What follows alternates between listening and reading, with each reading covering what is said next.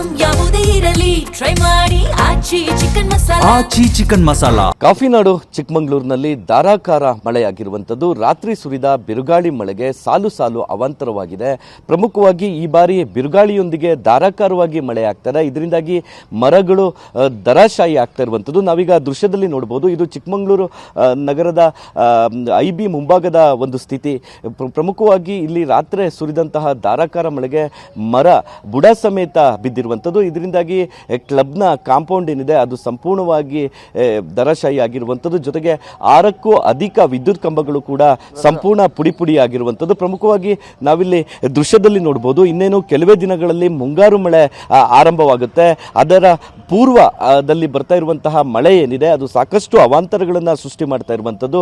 ರಾತ್ರಿ ಸರಿಸುಮಾರು 1 ಗಂಟೆಗೂ ಅಧಿಕ ಕಾಲ ಬಿರುಗಾಳಿಯೊಂದಿಗೆ ಧಾರಾಕಾರವಾಗಿ ಮಳೆ ಆಗಿರುವಂಥದ್ದು. ಇದರಿಂದಾಗಿ ಮರಗಳು 4-5 ಕಡೆ ಬಿದ್ದಿರುವುದು ಕೂಡ ಮಾಹಿತಿ ಸಿಗ್ತಾ ಇರುವಂಥದ್ದು. ಪ್ರಮುಖವಾಗಿ ನಾವಿಲ್ಲಿ ದೃಶ್ಯದಲ್ಲಿ ನೋಡಬಹುದು ಮೆಸ್ಕಾಂ ಇಲಾಖೆಗೆ ಲಕ್ಷಾಂತರ ರೂಪಾಯಿ ನಷ್ಟ ಕೂಡ ಆಗಿರುವಂಥದ್ದು.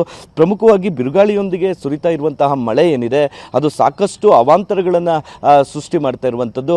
ಪ್ರಮುಖವಾಗಿ ಚಿಕ್ಕಮಗಳೂರು ನಗರದಿಂದ ಹಾಸನಕ್ಕೆ ಸಂಪರ್ಕಿಸುವಂತಹ ರಸ್ತೆ ಇದು ಚಿಕ್ಕಮಗಳೂರಿನ ಪ್ರತಿಷ್ಠಿತ ರಸ್ತೆ ಅಂತಾನೆ ಕರೆಯಲ್ಪಡುತ್ತೆ. ಪ್ರಮುಖವಾಗಿ ಚಿಕ್ಕಮಗಳೂರಿನ ಕ್ಲಬ್ ಒಂದು ಭಾಗದಲ್ಲಿದ್ದರೆ ಮತ್ತೊಂದು ಕಡೆಯಲ್ಲಿ IB ಅಂದರೆ ಪ್ರವಾಸಿ ಮಂದಿರ ಕೂಡ ಇರುವಂಥದ್ದು. ಅದ್ರ ಪಕ್ಕದಲ್ಲೇ ಕೋರ್ಟ್ ಕೂಡ ಇರುವಂಥದ್ದು. ಈ ಒಂದು ಸಂದರ್ಭದಲ್ಲಿ ರಾತ್ರಿ ಸುರಿದಂಥ ಮಳೆಯಿಂದಾಗಿ ಇಷ್ಟೆಲ್ಲ ಅವಾಂತರವಾಗಿದೆ. ಇದೇ ಮಳೆ ರಾತ್ರಿ ಸುರಿದು ಮರಗಳು ಬಿದ್ದಿದ್ರೆ ಸಾಕಷ್ಟು ಅನಾಹುತಕ್ಕೆ ಸಾಕ್ಷಿ ಆಗ್ತಾ ಇತ್ತು. ಆದರೆ ರಾತ್ರಿ ಸುರಿದ ಮಳೆಯಿಂದಾಗಿ ಈ ಮರ ಬಿದ್ದಿರುವಂಥದ್ದು. ಮರ ಬಿದ್ದ ರಭಸಕ್ಕೆ 6ಕ್ಕೂ ಅಧಿಕ ವಿದ್ಯುತ್ ಕಂಬಗಳು ಸಂಪೂರ್ಣ ಪುಡಿ ಆಗಿರೋದನ್ನು ನಾವಿಲ್ಲಿ ದೃಶ್ಯದಲ್ಲಿ ನೋಡ್ಬೋದು. ಪ್ರಮುಖವಾಗಿ ರಸ್ತೆ ಸಂಚಾರ ಸಂಪೂರ್ಣವಾಗಿ ಬಂದ್ ಮಾಡಲಾಗಿದೆ. ಬದಲಿ ಮಾರ್ಗದಲ್ಲಿ ವಾಹನಗಳು ಸಂಚಾರವನ್ನು ಮಾಡ್ತಾ ಇದೆ. ರಾತ್ರಿ ರಣಮಳೆ ಸುರಿದಿರುವಂಥದ್ದು ಕಾಫಿನಾಡಿನಲ್ಲಿ. ಇದೇ ರೀತಿಯ ಸ್ಥಿತಿ ಚಿಕ್ಕಮಗಳೂರು ನಗರದ ಬಹುತೇಕ ಕಡೆಗಳಲ್ಲಿದೆ.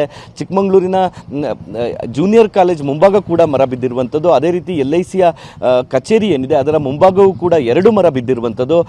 ಜೊತೆಗೆ ಈ ಒಂದು ಚಿಕ್ಕಮಗಳೂರಿನ ಕ್ಲಬ್ ಏನಿದೆ ಇದರ ಮುಂಭಾಗ ಸಾಕಷ್ಟು ಅವಾಂತರಗಳು ಸೃಷ್ಟಿಯಾಗಿರುವಂಥದ್ದು. ಪ್ರಮುಖವಾಗಿ ಬೃಹತ್ ಮರ ಅಡ್ಡಲಾಗಿ ಬಿದ್ದಿರುವಂಥದ್ದು, ಅದರಲ್ಲೂ ಬುಡ ಸಮೇತ ಬಿದ್ದಿರುವಂಥದ್ದು. ಇದೇ ರೀತಿ ಮುಂಗಾರು ಮಳೆ ಆರಂಭಕ್ಕೂ ಮುನ್ನವೇ ಈ ರೀತಿಯ ಸ್ಥಿತಿ ಆದರೆ ಇನ್ನು ಮುಂಗಾರು ಮಳೆಯ ಆರ್ಭಟ ಹೇಗಿರುತ್ತೆ, ಇನ್ನೆಲ್ಲ ಅವಾಂತರಗಳು ಸೃಷ್ಟಿಯಾಗುತ್ತೆ ಅಂತೇಳಿ ಕಾಫಿನಾಡಿನ ಜನರು ಆತಂಕದಲ್ಲಿದ್ದಾರೆ.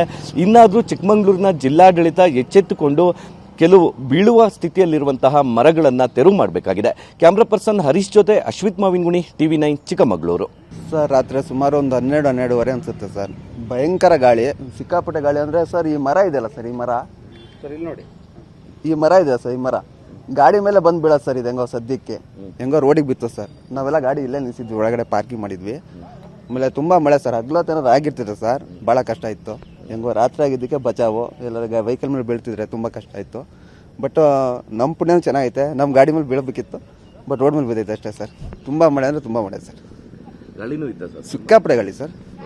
ಅದೇನಾದ್ರು ಹಗ್ಲತ್ತು ನೋಡ್ತಿದ್ರೆ ಒಂದು ಪಿಕ್ಚರ್ ತೆಗಿಬಿದ್ದು ಆ ಥರ ಇತ್ತು ಸರ್.